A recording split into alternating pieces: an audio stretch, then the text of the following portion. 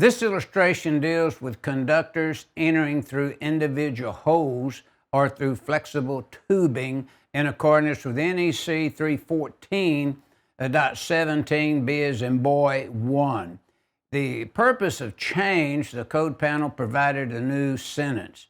And the new sentence has been added to clarify that in installations where metal boxes or conduit bodies are used with conductors unprotected by flexible tubing, the individual opening shall be provided with insulating fittings. And you notice the reason for that. You see the boxed in blue information and the at the top and the bottom there in the illustration.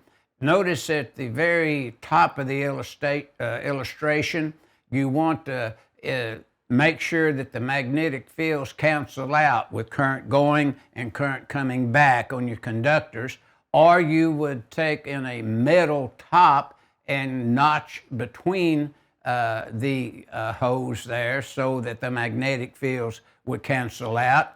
And you can see at the bottom the reason for that.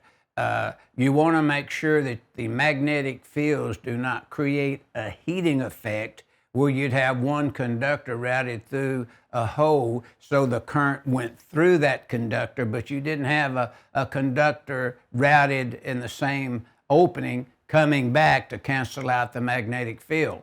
And of course, your information boxed in blue kind of states that. But now let's review the illustration to the right. And you notice that we do have a tubing going into that box so that any of the conductors there would, due to the magnetic field, would not heat the metal of the box and cause the insulation to deteriorate. So you can see first there with the illustration pointing toward the fitting in the tubing, it says individual hole, 314.17b as in boy. And then, of course, you see the conductor that has an arrow to it coming through the tubing, and the tubing insulates it from the metal. See? And then the box or conduit body in 314.17b1 is listed there. Secondly, though, notice the flexible tubing or insulating bushing complies with 314.17b1. And again, it prevents the magnetic fields circling the conductor to heat the metal and damage the insulation, and sometimes completely melting the insulation so that it grounds out to the box and creates a ground fault.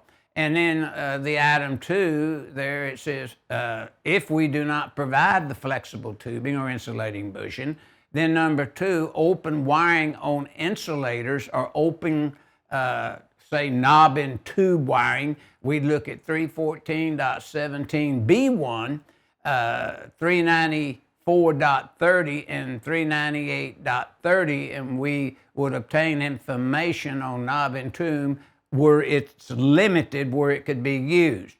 Now, to close out this change, let's review the notes. Note 1, tubing enclosing conductor shall extend at least a 1/4 inch inside the box so that the insulation protects the bare conductor in accordance with 314.17b1. And then note 2, metal boxes and conduit boxes having conductors unprotected by flexible tubing shall be provided with insulating bushings, again in accordance with 314.17b as in boy 1.